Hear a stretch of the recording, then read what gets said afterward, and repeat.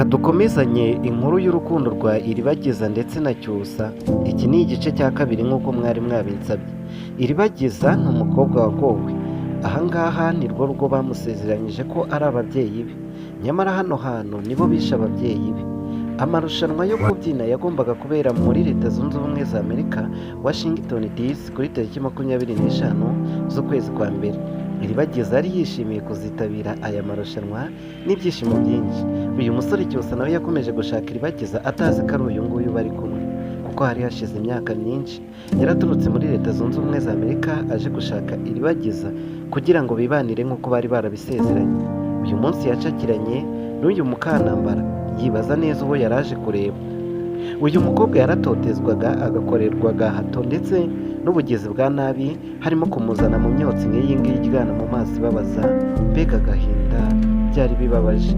Amanywa n'ijoro yararagarira nk'uko muri kubibona ku maso ye, byari biteye agahinda. Filime yitwa Inzira y'Umusaraba. Reka dukomeze n'inkuru yacu. Uyu mukobwa uyu mugabo bita Rugema yamwerekaga ko ari umubyeyi we, ariko nanone hakabamo kumutoteza. Yagaragaza ko ari umwana wangwa cyane, hari ukumubuza amahirwe y'imigisha ye yose. Uru rugo rwo kwa Rugema ndetse na Mukantambara bakoraga ibishoboka byose kugira ngo bazamubuze amahirwe yo guhura n'uyu musore w'igitangaza witwa Cyusa. Bakoze ibishoboka byose bakomeza kubarwanya kugeza no kuri iyi saha. Aha turi aho byatangiriye ku bantu batarebye filime kugira ngo musobanukirwe inkomoko ya byose.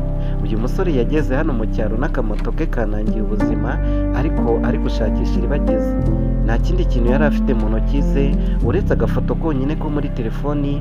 Yagendaga ahagarika abahisi n'abagenzi, abazunguzayi ndetse n'abandi bibereye ku matelefoni, akabahamagara bakegera hino, akabereka agafoto yari afite muri telefoni kugira ngo ababaze nimba uwo mukobwa bita Iribagiza nawe baba bazi, cyane ko yamusize akiri umwana.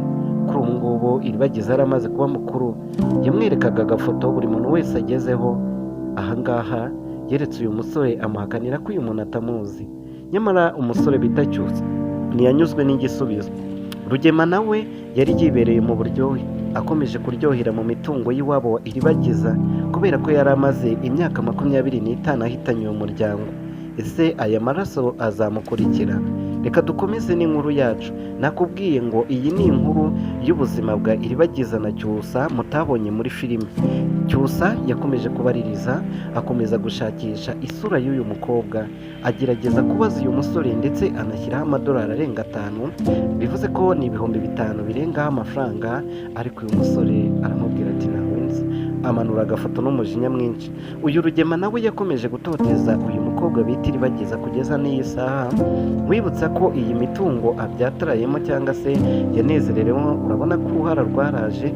Ni ikigabo cyariye, ariko cyariye ruswa nyinshi ndetse kirya n'amaraso y'abantu. Uyu nguyu nawe rero yamanuranye agafoto agahinda n'amarira menshi. Iribagiza nawe ahari ikinigani cyose ararareba agafoto k'umusore bakuranye, umusore babyinanye, umusore bakinanye twa dukino tw'abana bakiri batoya. Agahinda n'amarira menshi agashoka. Mwibutse runo rugo icyo ahuriramo nacyo ni agahinda gusa. Iki kigabo nacyo cyahoraga kimutoteza. Cyusa yaje hano akuramo kasike, atangira kwibuka indoro y'uyu mukobwa Iribagiza, yibaza ati se kuko uyu mukobwa nzamubona? Mwibutse ko yaturutse muri Leta Zunze Ubumwe za Amerika aje gukora ubukwe.